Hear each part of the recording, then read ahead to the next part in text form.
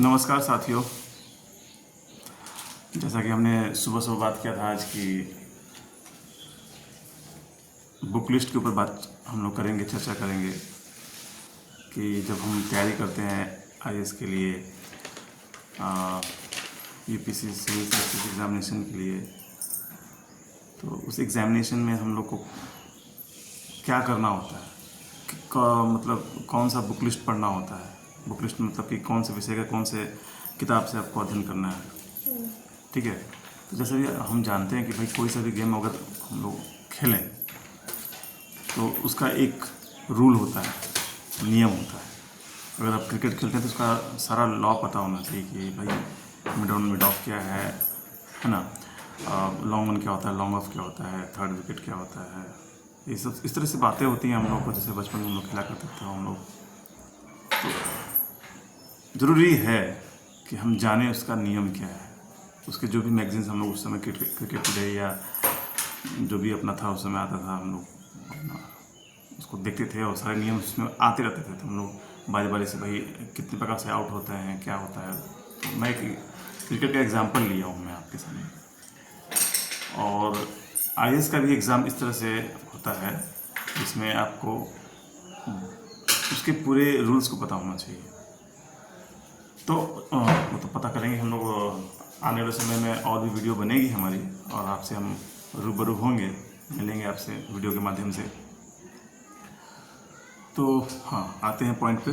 Point हमारा book list है भाई। हम लोग, मैं जो भी बताऊंगा आप उसको नोट डाउन करते रहिएगा, ठीक है। सबसे पहले मैंने जो लिस्ट बनाई थी बुक लिस्ट के लिए, सबसे पहला था हम लोग का जो भी हम जैसे आईएएस का जो यूपीएससी का वेबसाइट होता है, उस वेबसाइट पे हर साल नोटिफिकेशन आता है, ठीक है ना। नोटिफिकेशन में क्या बताता है वो सबसे इम्पोर्टेंट है। जो सूचना आ रहा है उस सूचना को पढ़ना जरूरी होता है भाई। कितना पोस्ट आया और ये आया तो वो तो देखना ही होता है, और कौन से ऑप्शनल सब्जेक्ट हैं और कौन कौन से क्या हैं, कैसे हैं ऑप्शन, वो सब तो देखना होता है। वो नोटिफिकेशन एक बार थोड़ा सा पढ़ना चाहिए, आप लोगों को देखना चाहिए। उससे सबसे पहला जरूरी वही है, उस नोटिफिकेशन को देखना। उस नोटिफिकेशन में दिया जाता है कि हम एग्ज़ाम किस प्रकार से लेंगे, ठीक है ना। उसमें प्रिलिमिनरी टेस्ट होगा, उसमें मेंस का होगा, उसमें पर्सनालिटी टेस्ट होगा, ठीक है ना। 3 चरणों में एग्ज़ाम होती है। तो वो हमारा एक वो भी बुक लिस्ट में आना चाहिए, क्योंकि वो भी उसका वो नोटिफिकेशन जो आता है ना पन्ना, उसमें जितने भी पन्ने आपके इम्पोर्टेंस पे लगते हैं वही आपका एक पहला बुक वही होना चाहिए आपका। उसको पूरा मगअप कर जाइए, उसको रट जाइए, ठीक है ना। हम बोलते हैं रटाफिकेशन करना होता है, तो वो सबसे पहले ज़रूरी है। मैं इसलिए बातें बोल रहा हूँ क्योंकि बुक लिस्ट तो हम लोग बना लेते हैं और पढ़ना क्या है, पढ़ते रहते हैं, ठीक है ना। बहुत सारी बुक्स हम लोग जान जाते हैं पढ़ने के लिए, लेकिन मैं नोटिफिकेशन पे चर्चा कर रहा हूँ। नोटिफिकेशन के जो पेजेस आते हैं, पीडीएफ आता है, उसको डाउनलोड कीजिए, उसको ढंग से पढ़िए, ठीक है ना। उसके या तो प्रिंट आउट निकलवा लीजिए, क्योंकि उसमें दिया हुआ है कि प्रीलिमिनरी टेस्ट में कहाँ से हम पूछेंगे, कौन से विषय से पूछेंगे, हम मेंस में कहाँ से पूछेंगे, समझ रहे ना। तो वो जो उसको जो बोलते हैं हम लोग आम बोलचाल की भाषा में सिलेबस, वो सिलेबस उसमें यूपीएससी हर साल मेंशन करता है, बताता है लोगों को ये चीज़ हम पूछ रहे हैं। वो कह रहा है, हर साल कह रहा है कि देखो यही सिलेबस है, इसको पढ़ के आना है, इससे हम पूछेंगे, इससे हम एग्ज़ाम आप कर लेंगे। लेकिन हम लोग उसको तो हर साल आता है लेकिन उसको ध्यान नहीं देते। तो ये मिस्टेक सबसे बड़ी होती है, और इस मिस्टेक्स को हम लोग को समझना पड़ेगा कि हम क्यों कर रहे हैं ये सब। तो देखिए, मैं उस तरह का वीडियो नहीं बना रहा हूँ मैं, मतलब कि प्रॉपर उस तरह से बातें कर रहे हैं हम लोग कि भाई समझें हम चीज़ों को। हमें तो एग्ज़ाम निकालना है ना, तो बुक लिस्ट तो मिल जाएगा ना मार्केट में, या गूगल पर सर्च कीजिए तो बुक लिस्ट तो बहुत सारे लोग, टॉपर्स लोग अपना बुक लिस्ट बताते हैं, है ना। लेकिन पहला बुक लिस्ट का पहला जो बुक होना चाहिए, आपको नोटिफिकेशन होना चाहिए, वो सिलेबस जो बताता है यूपीएससी वो होना चाहिए, उसको रट लेना चाहिए। उसका पीडीएफ का जो होता है ना, पीटी और मेंस दिखाते हैं कि पीटी में हम कहाँ से पूछेंगे, हिस्ट्री पूछेंगे, एंशिएंट पूछेंगे, और लास्ट में लिखता है कि हमको इस तरह का नॉलेज चाहिए, जनरल नॉलेज चाहिए, साइंस का जनरल नॉलेज चाहिए, इस चीज़ का जनरल नॉलेज चाहिए। कहना क्या चाह रहा है भाई, जनरल नॉलेज तो है, लेकिन फिर भी लोगों से पीटी क्यों नहीं निकल रहा है, मेंस क्यों नहीं निकल पा रहा है। यानी वो कहना चाह रहा है कि जो मैंने लिख दिया है नोटिफिकेशन में, मैंने जो सूचना में जो जारी कर दिया है, उसको आप जरूर से जरूर करके जाइए। और लोग क्या होता है, पढ़ने के चक्कर में बुक लिस्ट से इतर होकर के बहुत सारे ज्ञान अर्जन कर लेते हैं। आप 5 साल 6 साल तैयारी कीजिएगा तो आपको बहुत सारा ज्ञान तो हो जाता है। और वो चीज़ अलग मैटर है, हम लोग लीक से हटे नहीं, इसके लिए हम लोग अपने कंसेप्ट को या इस वीडियो को हम लोग इस पे लेके चलते हैं, बुक लिस्ट पे लेके चलते हैं।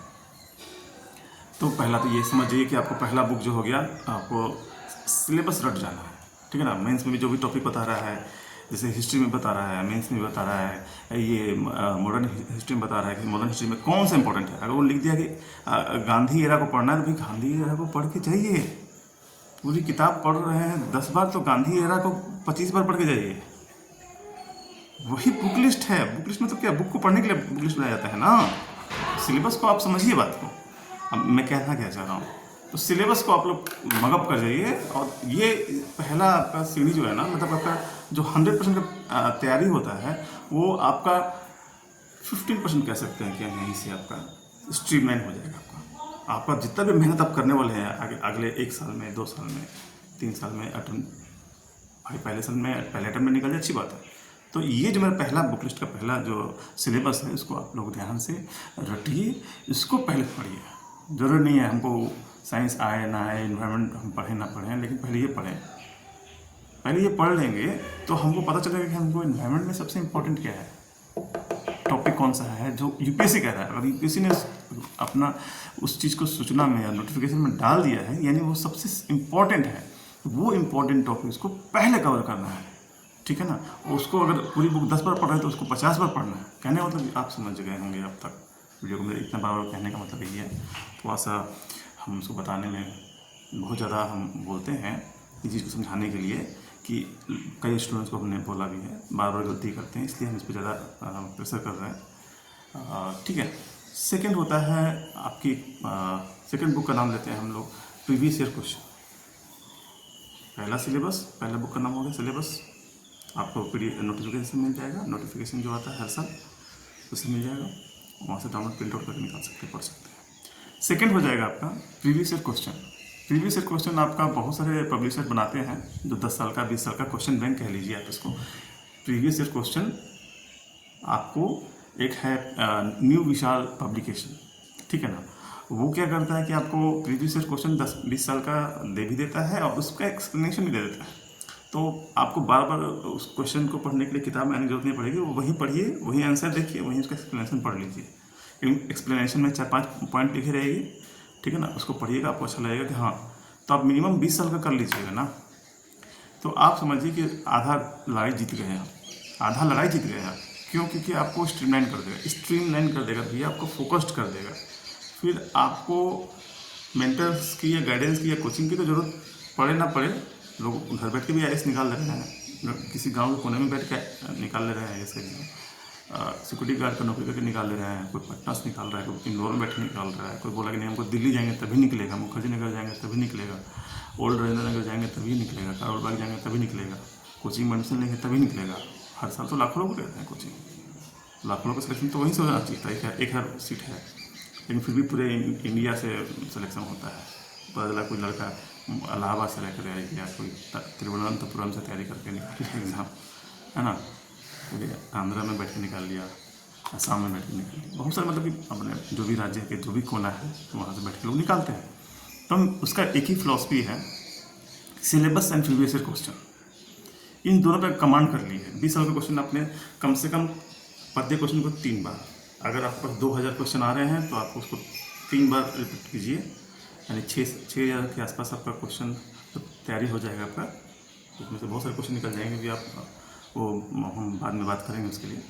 तो 2 बुक जो हो गया, पहला सिलेबस का बुक हो गया, दूसरा जो है PYQ का न्यू विशाल पब्लिकेशन, दोनों का मैं बता दूँ। उसके बाद सबको पता ही है, सबसे इम्पोर्टेंट आता है पॉलिटी, ठीक है ना, क्योंकि आप लोक सेवक बनने जा रहे हैं। तो लोक सेवक बनने जा रहे हैं तो आपको संविधान का तो अच्छा खासा ज्ञान होना चाहिए आपको, ताकि आपसे कोई त्रुटि ना हो। जब आप एडमिनिस्ट्रेशन में जाएं, प्रशासन में जाएं, तो आपसे कोई ऐसी भूल ना हो जिसके लिए हमारे लोगों ने बलिदान दिया और देश को आज़ाद कराया, लोगों के सुरक्षा के लिए, लोगों को आगे बढ़ने के लिए। वैसी कोई गलती आपसे ना हो और लोगों का जो उसमें अधिकार है वो अधिकारों का ज्ञान होना चाहिए और कर्तव्यों का ज्ञान होना चाहिए। तो उस तरह से अब चलें तो थोड़ा हम वीडियो को शॉर्ट ही रखें, तो आप बाकी हम चर्चा कर सकते हैं और वीडियो में। तो पॉलिटिकली आपको हो गया एम लक्ष्मीकांत की जो आती है लेटेस्ट पब्लिकेशन, आप उसको ले लीजिएगा, ठीक है ना। एम लक्ष्मीकांत टाटानगर हिल्स का बनता है, पब्लिशर है। और इकोनॉमिक्स के लिए आपका हो जाएगा रमेश सिंह का, बहुत बढ़िया किताब है, ठीक है ना। तो मुरान सर का नोट्स भी आता है, वो भी पढ़ सकते हो, कोई दिक्कत नहीं है, ठीक है ना। फिर आ जाता है आपका हिस्ट्री में आपको 3 पार्ट आ जाता है। तो मॉडर्न हिस्ट्री जो है आपका स्पेक्ट्रम का आता है, ठीक है ना। IPS सर हैं, उनका बुक लिखा हुआ है, काफ़ी अच्छा चलता है उनका, स्पेक्ट्रम का मॉडर्न इंडिया, स्पेक्ट्रम पब्लिकेशन। आप बोलिएगा तो दुकान वाले सबको देख देंगे, ठीक है। और एंशिएंट और मिडाइवल तो आप ओल्ड NCERT से करो या मॉडर्न NCERT से करो,